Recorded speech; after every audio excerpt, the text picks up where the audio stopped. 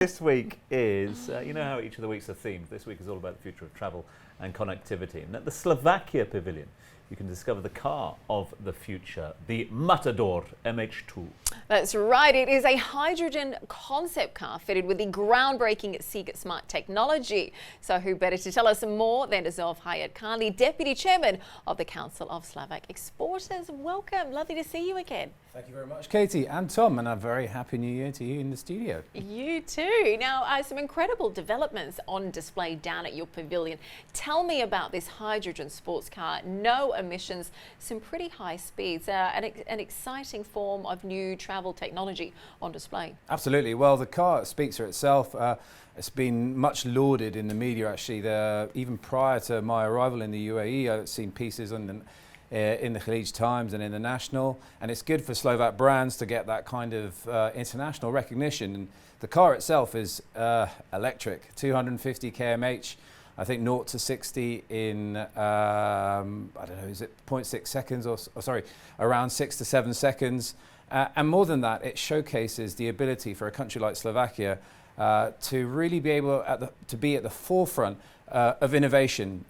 The carbon neutrality, net zero, is a big concern in the EU, and it's also not just about creating cars that are affordable for everyone, but also that sports luxury type vehicle that has that panache that definitely fits in with the UAE. So if we know that Slovakia is pitching itself as a centre for innovation moving forward at the moment, we know that you and your organisation are helping to forward that as well. You've got a number of members showing at the pavilion here this year. But how can that benefit UAE businesses and vice versa? Well, that's a really good question. You mentioned MH2, which is Matador's brainchild, but there are other things as well. You also see in the hydrogen bus, which is in cooperation with the Košice Technical University and the Slovak Innovation and Energy Agency. But more than that, it's this type of innovation that puts Slovakia at the forefront of UAE thinking.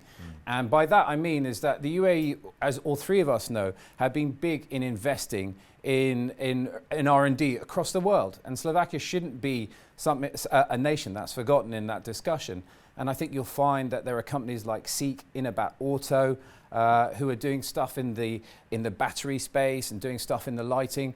In fact, SEAK Intelligence does this, the ability to be able to power cars through existing lighting modules. So we have other companies like AgeVolt, and what it really means is that perhaps Slovakia hasn't had that internationalization, and now the Expo is giving them that platform for the UAE to come and have a look, other Middle East countries as well, to come and have a look and say, this is a small compact country in Central Europe, but we have great innovation, great tech on offer, and we're happy to be here to showcase that.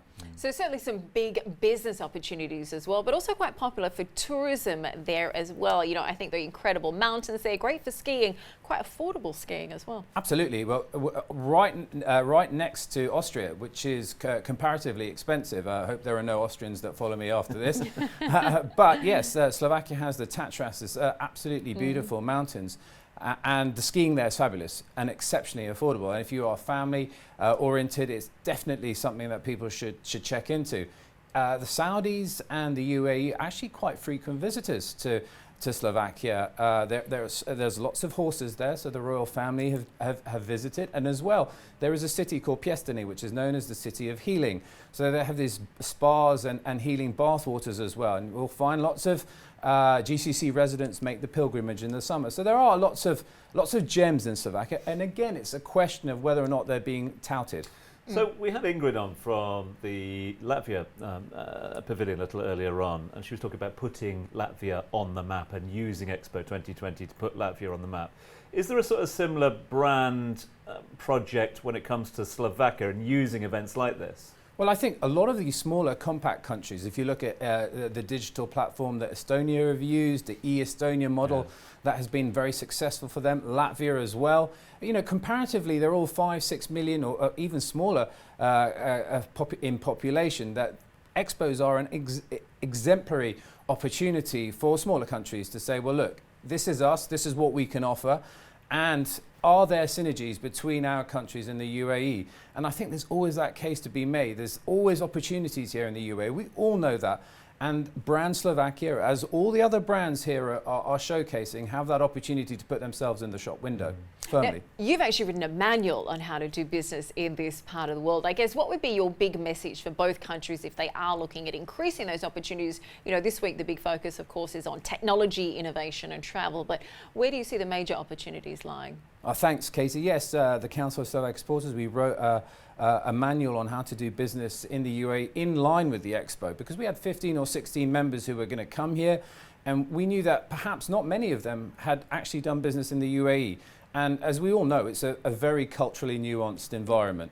But what the rulers have done over the last 6 to 12 months has been fantastic. You know, the ownership models, the business visas, the golden visas, the investor visas, the buying property and being allowed to stay here, and lots of other social reforms that have happened that have made it an even better investment destination. And I think it was critical that I got that message out there and said, well, look, this is an interesting place to do business, but it doesn't come without complication. And I think we're starting to see the pickup. There's buzz around the area. Slovaks are interested in doing business, setting up companies here and so forth. So I think there are going to be legs in that. Last one from me. You mentioned you got about 15, 16 members down here at the Slovak Pavilion. Been talk of the town, you know, we've been making waves over the course of the first 3 months. What's the feedback been from your members, and can we expect more in the final 3 months of the Expo? Well, the first message that I think everybody has had or has given, the first element of feedback is that, wow, we've come here and this place is an astonishing venue. I mean, you know, walking through it for the first time, you just think, you know, there are very few places in the world can put on an event like this, and they smashed it. So there's that bewilderment that you get when you come to the UAE, when everything is top notch. And then there's the interaction that you have, the friendliness, the nature of the business environment here is actually quite a cordial one. You know, it's not so aggressive. And then the opportunities that come out of the relationships that you've built. So the message in Slovakia is always tempered by a little bit of skepticism, not always so enthusiastic about big splashes and spending a lot of money on expos. But I think they realize that leveraging a country's brand at an event like this does have serious potential. Oh, certainly some big opportunities. Thank you so much for joining us today. I know you have a busy week here. Enjoy Expo and spending time with the family here too. Thank you very much, Katie, and thank you very much, Tom. It's been a pleasure. Thank you.